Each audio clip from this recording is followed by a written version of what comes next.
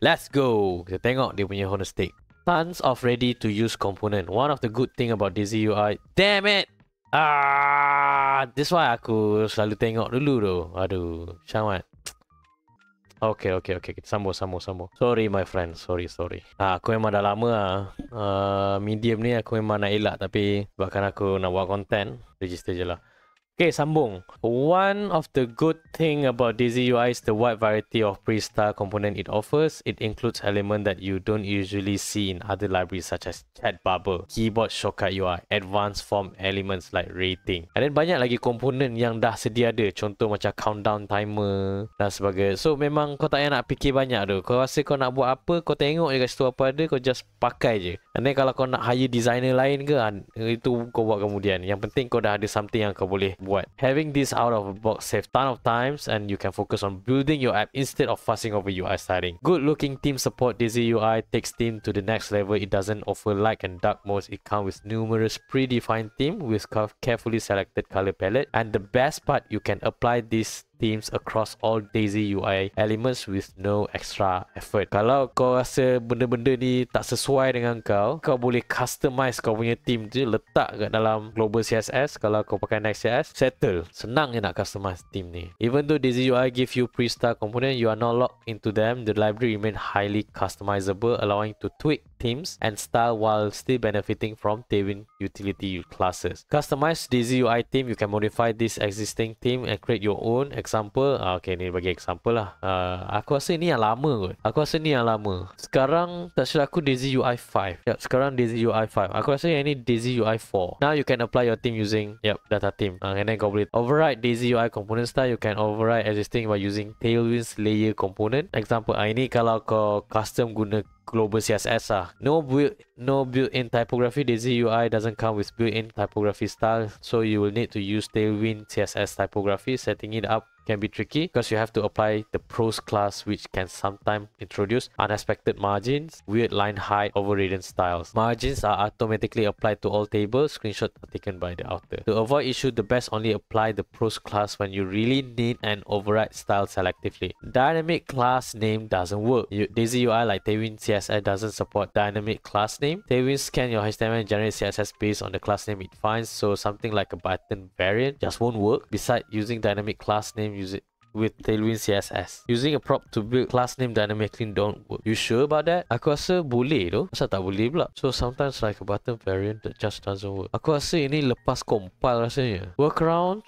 use Tailwind save list. One way to fix this is to manually add all required class name to the save list into your Tailwind config.js file. Not the end of the world, but it does add some extra effort. To be honest, aku tak pernah pun ada isu-isu ni. So aku tak tahu sama ada ni betul-betul edge cases yang memang diorang pakai ataupun aku sendiri tak pernah pakai. This setup can be a bit tedious to configure, especially when you're not familiar with Tailwind safely approach. Betul tak config dia ni sebenarnya? Tengok sikit. Betul lah. Ni Tailwind kan? Tak tahu dah. Tak pernah pun ada isu-isu ni. Dependency on Tailwind for everything. Daisy UI is built top of Tailwind CSS, which can be a drawback compared to the other popular UI libraries like Material UI or Bootstrap. While Tailwind utility first approach is powerful, it means you can use Daisy UI component in the known Tailwind project without significant modification.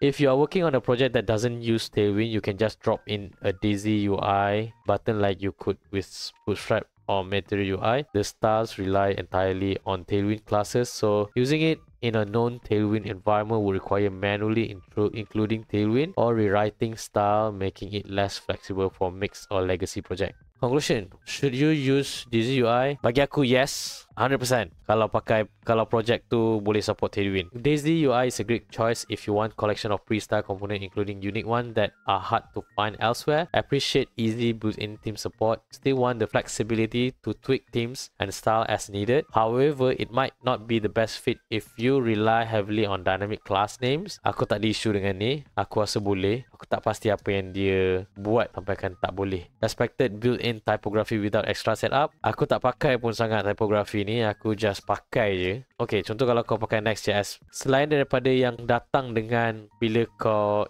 init project tu, kalau kau buang yang custom font yang dia dah setkan, basically dia akan pakai sistem punya font tak silap aku. based on the browser kau pakai lah. H1, H2 kau just pakai je text SM, text MD, text SL, text 2XL to be fine. H1, H2, H3 tu memang cloud lah. Sebab tu kau kena pakai typography ni rasanya. Working on a project that does not use Tailwind CSS. Betul. Yang ni aku setuju. Overall, Lazy UI is a fantastic tool if you want to speed up your UI development without losing the flexibility of Tailwind CSS. If these limitations doesn't affect your workflow, it's definitely worth trying. Even Material UI, aku ada issue tu. Dia ada yang berbayar. Serious shit tu. Dah lah mahal. Tak silap aku satu projek ni kot. Satu orang. Aku rasa apa projek ni? Dev ni. Aku pun tak pasti. Sampai situ je stream aku pada malam ni. Aku nak maintain daripada pukul 8 sampai pukul 9. Buat stream tiap-tiap hari minggu. And then mungkin Sabtu tu aku akan buat pagi sampai tengah hari.